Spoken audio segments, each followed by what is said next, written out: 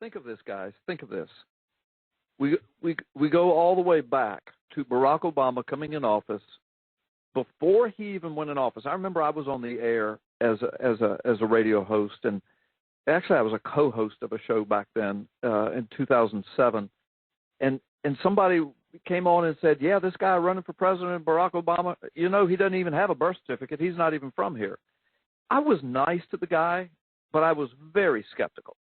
And I was so naive back then to say something like, well, no, they wouldn't let that happen. You know, who's they? You know, the DNC, the RNC, the federal government, the Supreme Court, Congress. I don't know. I just had enough faith in America that they wouldn't let some person that didn't have proper identification be the commander-in-chief of the #1 superpower of military in the world. And so I said, I doubt that. I really think you're off base there.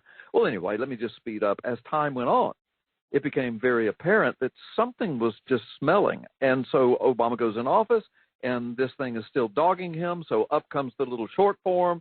And I think there were 2 short forms, weren't there, Mike? I mean, the first one had some problems, then another one showed up, something like that? Yeah, the first one was actually a forgery, and it was admitted to. Yeah. I mean, how does that happen? And with a president? I mean, I could see how that would happen with a taxi driver or something. Nothing disparaging against taxi drivers. I'm just saying. I mean, I could see how that would happen. But the president?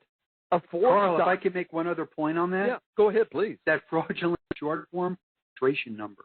How does a forger get that? Yeah, I know. This is such a convoluted mess. But anyway, follow me, guys. So we're watching this unfold, and then that debate goes on for the longest, for almost 2 years, and along comes this guy named Donald Trump. He's not even announcing that he's running for president back then. He might have hinted around to people, but there's been no formal announcement. But he's got some inside scoop. He's a billionaire. He's got his own investigators. You know, he knows people like Sheriff Arpaio. He lives in Arizona. And he sees this debacle going on, and he loves our country back in 2010. He's concerned, so he uses his bully pulpit to challenge Obama. Look, get rid of all these short-form junk pieces and put if you're from here, if you've got a birth certificate, put it up there. Everybody else would. You're the president. Good gosh, man. What's wrong with you? I mean, he just shamed him and shamed him and shamed him. And that was about the time that Jerome Corsi was getting ready to release his book, Where's the Birth Certificate, and all of his investigation. So in the meantime, the long form goes up, and that's when all of this investigation ensued through Maricopa County. Sheriff Joe Arpaio, he was petitioned by a bunch of his we might have been defrauded in our election. You're the sheriff. You need, what if this guy's birth certificate is fraudulent? What if it's fake ID? Please investigate this. So Sheriff Arpaio gets a hold of Mike Zullo, his chief investigator of the cold case posse back then, says, look, I want to be the one to clear this guy. Please do this. Let's check this out. Mike Zullo doesn't know anything about anything back then as far as the birth certificate went. He didn't pay attention to that. He didn't care. He was just a lawman, a cop, an investigator. He walks in, he tells the sheriff, yes, sir, I'll do my best to clear it. And so he looks at it, and cold case posse, they do their investigation, and he goes to the sheriff and says, Sheriff, I got bad news for you. This thing stinks to high heaven. And the sheriff said, oh, my gosh. And he said, are you sure we can't get this cleared? And Mike Zullo says, Sheriff, we cannot clear this document. It's got too many problems. Well, anyway, so subsequently, 2 press conferences were held showing all the evidence they had. The media, what'd they do? They challenged Arpaio's authority to investigate it. They didn't even look at the evidence. They didn't talk about the evidence. It was like, well, what authority do you have to do this? Well, can you imagine if Donald Trump, if it was legitimately accused that he was absolutely using fake documentation for all of his identifying documents, and the media showed up and said to the investigators of that crime, what authority do you have to do that? We don't want to talk about the evidence you've collected. We want to talk about what authority you have. I mean, that's surreal. It was surreal. When Mike Zullo and Sheriff Arpaio knew, oh, my gosh, we've got a national obfuscation going on coming right out of the White House, and the media is involved. And so anyway, we know the rest of the story. It starts going forward, And then 5 years of all of these investigations ensue. The next thing you know, it's getting closer and closer, and along comes another sheriff's office election, another sheriff's election coming up. But right prior to that, you've got all these suits being filed or cases being filed against Arpaio, and he's disobeying federal orders and all these allegations. He's dragged into a federal court, and shortly before an election, and then finally a federal judge determines that he is guilty of a misdemeanor contempt of court charge. So now they've got a, quote, criminal charge against him right before and right during his election. And then we find out that George Soros comes in to Maricopa County, pumps millions of dollars against Arpaio into Arpaio's opponent, and conducts this big multi-million-dollar campaign against Arpaio. And in the meantime, he's been dragged into federal court and accused of or charged with contempt of court, misdemeanor, fine, and or a small jail sentence. So they're thinking, watch me now, because I'm going to bring it up in today's headlines. Here's what I believe the plan was. This birth certificate is an absolute fraud. Mike Zullo knows that. Sheriff Arpaio knows that. I know that. 2 digital document international entities know that and have signed affidavits to it. Other witnesses know that. We know this. It is an absolute ground-up fabrication. It's a fraudulent document. Guys, there are at least 5 crimes involved with that. Doug, you know this. Number 1, if you create a false document for ID, that's a felony. Number 2, if you possess false ID, that's a felony. Number 3, if you use it to identify yourself, that's a felony. Number 4, if you post it on a government website as your identification, that's a felony. Number 5, if you use that ID to command the U.S. military, that's high treason, maybe. So the point is, crime after crime after crime are potentially associated with this document, and the deep state knows it. So Congress won't touch it. The media won't even address the facts. They won't even address the forensic analysis. They've never, no media source has ever come forward, no major media has ever come forward and said, here's the forensic analysis. Here's what they found out. Look at this video. Look at these documents. Here are the affidavits of the 2 companies. Nobody's ever done that. And then, of course, you've got the FBI sitting on this information. We're all scratching our heads. Why are they sitting on it? Now we find out that James Comey's a part of the deep state and was all along. He was in the tank for Hillary. Well, why is that important? Because watch, guys, Hillary Clinton was sure she was going to win the presidency. Now we've got these texts coming out of the FBI from a high-ranking official and his mistress. They're saying, you know, we got this Trump dossier. We got to keep him out, but there's nothing there. There's just nothing there. And then they're saying, the secret society has met, and we've got to have an insurance policy, and we've got to have a plan B. What's all of this about? It's about Donald Trump winning the president. Want him to win the presidency when just a few years prior he was the hero of America, because he's the one that started the whole birth certificate thing. And if he wins the presidency, he will be the executive officer who can make this happen. He can put judges on benches. He can put Supreme Court justices in. He can put a new cabinet in. He can appoint new FBI directors and CIA directors. He can appoint a new DOJ head, and on and on. They were thinking, oh, my gosh, we can't let this man win. And who's Donald Trump? He's a businessman. He's not a politician. He beat the Clinton machine. He beat the Obama machine. He beat the DNC machine. He beat the Jeb Bush machine. He beat the whole Bush machine. He beat Marco Rubio machine. He beat the guy from Canada. I can't remember his name right now.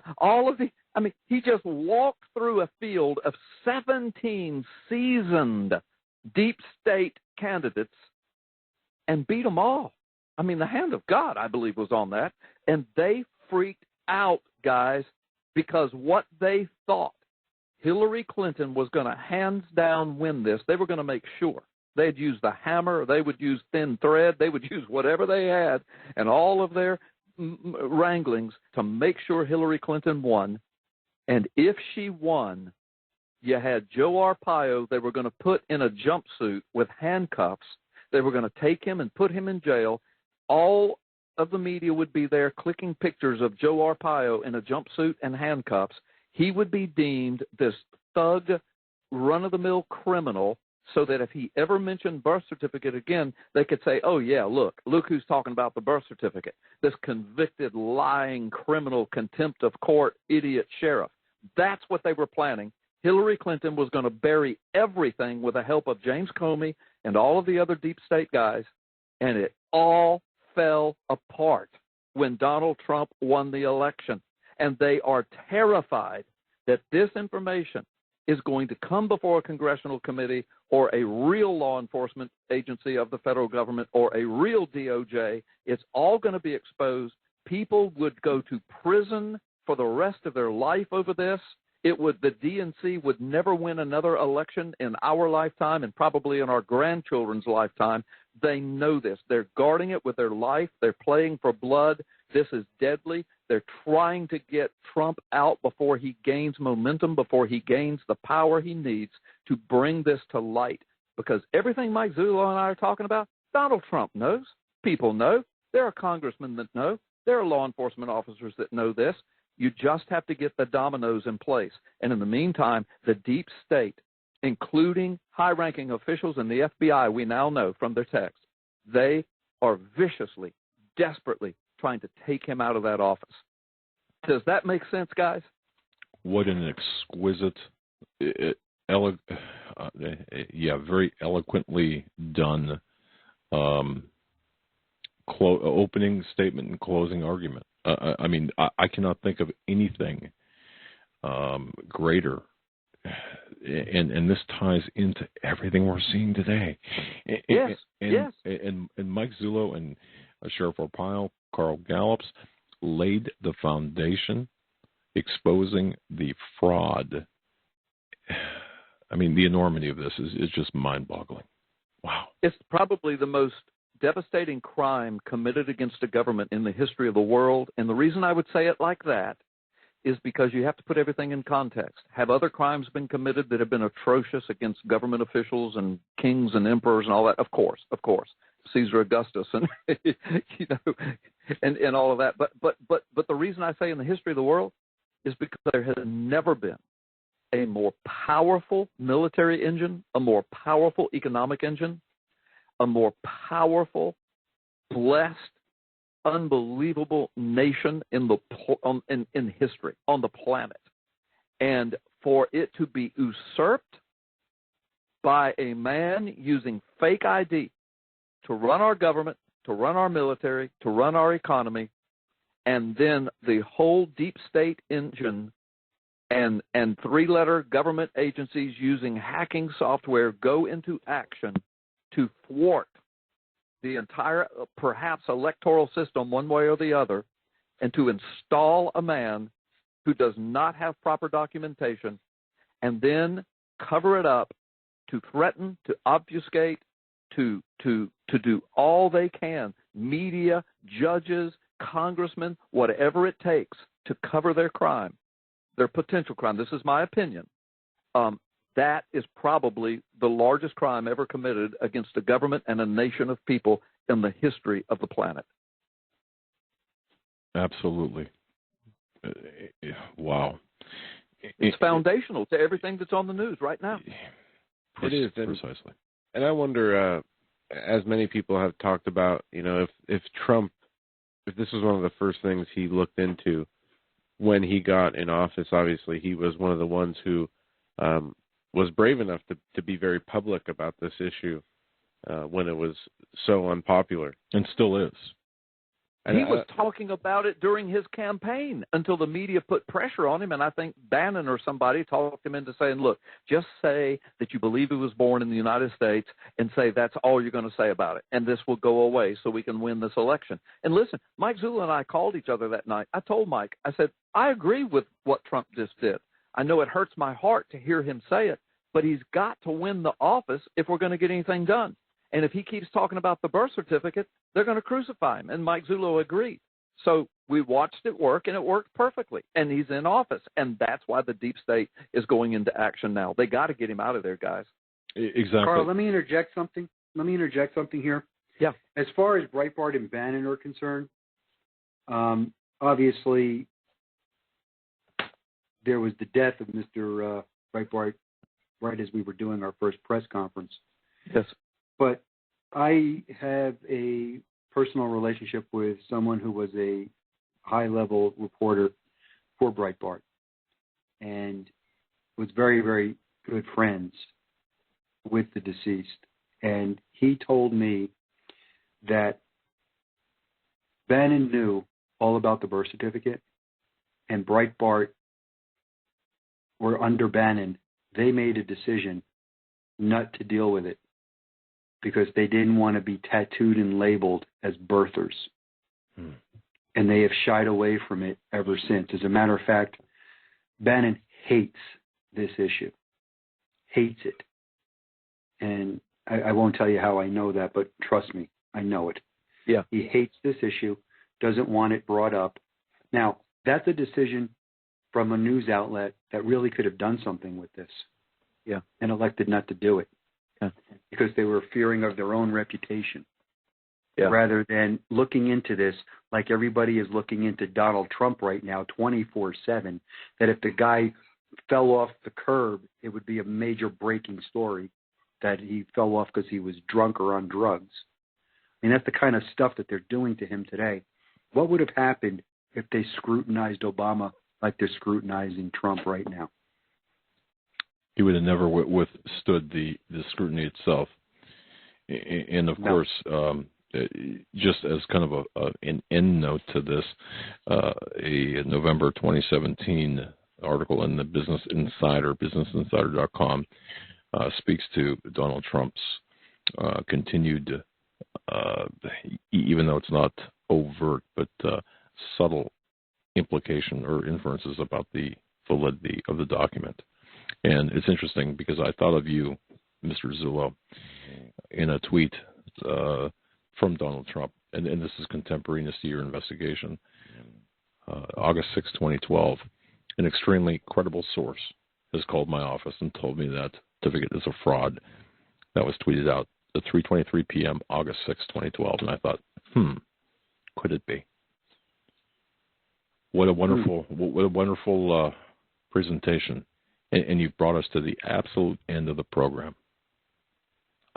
Wow, this is for the record books, man. It's a shame. It's a shame that we're sitting here talking about this. It's a sin that we're talking about this. This should never be in the United States of America.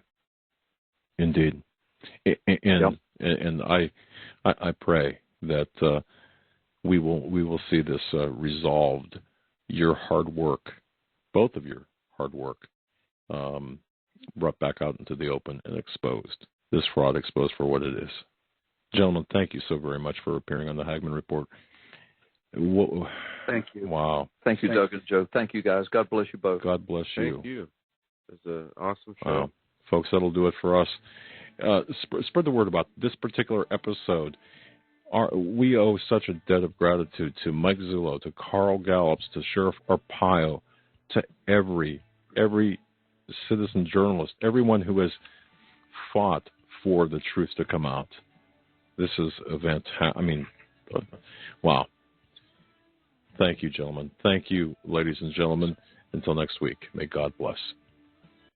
The bottom line synopsis of the Sheriff Arpaio Mike Zullo Obama fraudulent birth certificate investigation as of their December 15, 2016 press conference in Phoenix, Arizona is as follows.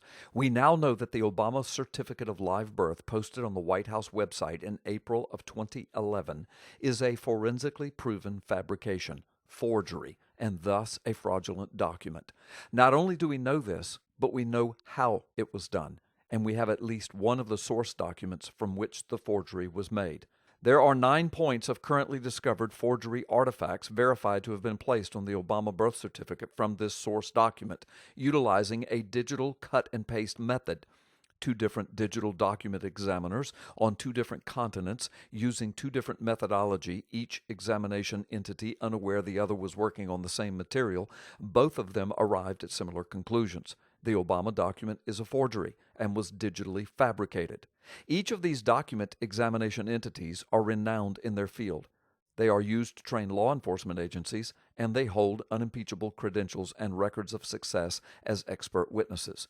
One is located in the United States, the other is in Europe. The evidence indicates that words, date stamps, and the letter X used to fill in certain boxes on the Obama fabricated document were, in fact, digitally lifted from a certified Hawaiian birth certificate of one Johanna Ani and pasted onto the Obama fabrication template. The amazing correlations to these forensic facts are that the date stamps, 2 of them, were transported from the Ani document to the Obama document and applied at the exact same angles for both of the stamps, a virtual impossibility unless digital cut and paste forgery is involved. The other anomaly is that the remaining words that were transferred from the Ani certificate to the Obama document were lifted as a group, and they were placed on the Obama document at the exact same relational juxtaposition to each other. Added to these statistical impossibilities was the placement of an X from the Ani document to the Obama document. The X was not only copied from the Ani birth certificate, but that X was originally placed a bit outside of its original placement box, and the top right-hand part of the X then bled over into a portion of the word above it. Amazingly, when the X from the Ani document was lifted, so was the complete box in which it was originally found, as well as that portion of the bleed over and the word above the box. They are an exact match on both documents. This startling fact is what prompted the U.S. document expert to declare this piece of evidence as the nail in the coffin in his official executive summary report of his overall findings, declaring the Obama document to be a forgery. Now, what remains is the question, why? None of the possible answers to this question are good ones. In fact, the answer may go directly to grave national security concerns. If Congress can investigate steroid use in baseball and underinflated footballs in the NFL, shouldn't they be held accountable in the complete and exhaustive investigation into this latest criminal investigation finding concerning Obama's birth certificate? If not, they are complicit in this potential crime of the ages. The Satanists wanted to install their own tribute, a pagan idol, on the Capitol grounds, right next to the Ten Commandments. Billions around the planet are witnessing a world in the grasp of sadistic spiritual darkness. This unholy alliance has infected our governments, our religious institutions, and our societies. The world appears to be unraveling. But can the evil behind these dark supernatural forces be defeated? Is everything playing out just as the Bible predicted it will in the final days? At last, you can know the answers to mankind's most urgent questions and learn your destiny among today's events in the new, unprecedented work taking the prophecy world by storm. Gods and Thrones, Nakash, Forgotten Prophecy and the Return of the Elohim by best-selling author, former decorated law enforcement officer, and senior pastor Carl Gallups. This changes everything. Available now wherever fine books are sold.